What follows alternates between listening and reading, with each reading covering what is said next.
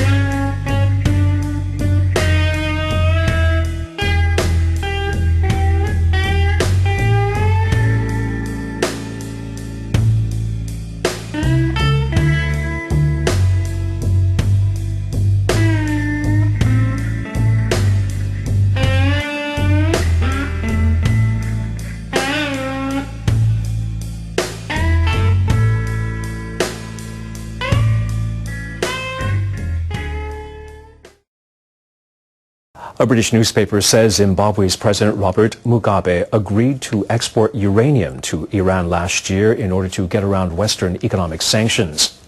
The report appeared in the Saturday edition of The Times. The newspaper quotes Zimbabwe's deputy mining minister as saying Mugabe proposed the deal to former Iranian President Mohammad Ahmadinejad 3 years ago.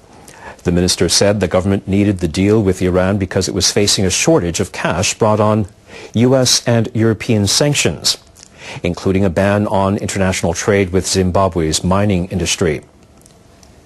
The sanctions were imposed after Mugabe ordered a crackdown on opposition activities. According to The Times, experts think the Zimbabwe uranium will be costly to extract as it contains many impurities. They also say it may not be ready for export for some time. The news surfaced about 1 week after Iran's new president Hassan Rouhani took office. Western countries welcomed Rouhani's expressed readiness for serious talks to resolve the dispute over the country's nuclear developments. Leaders in North Korea may be stepping up their nuclear weapon program. A U.S. think tank says satellite photos suggest they've doubled the size of their uranium enrichment plant. Researchers say the North Koreans may now be able to build 2 weapons a year. The researchers work at the Institute for Science and International Security. They analyzed satellite photos of a uranium enrichment facilities in Yeonbyong. The photos were taken from March to July. Photos from the end of July show the North Koreans had almost doubled the floor size of their uranium enrichment building. The researchers say workers are building another facility nearby. They say that facility may be connected with the production of fuel for a light water reactor. North Korean officials say they need the reactor for power generation. North Korea disabled the Yeonbyong complex under a 6-party agreement in 2007. They've since announced plans to restart an experimental reactor there and expand their nuclear development program. Some survivors of the Nagasaki and Hiroshima bombings are celebrating victory in their battle to get government help. They spent years fighting in court to get officials to recognize them as sufferers of radiation-induced illnesses. Now, Prime Minister Abe says they've won. We won't appeal the court ruling recognizing the plaintiffs as suffering from radiation-induced illnesses. 8 A-bomb survivors won a court case earlier this month. Judges ruled their illnesses were caused by radiation from the bombs. Government officials had denied any connection between their illnesses and the bombings.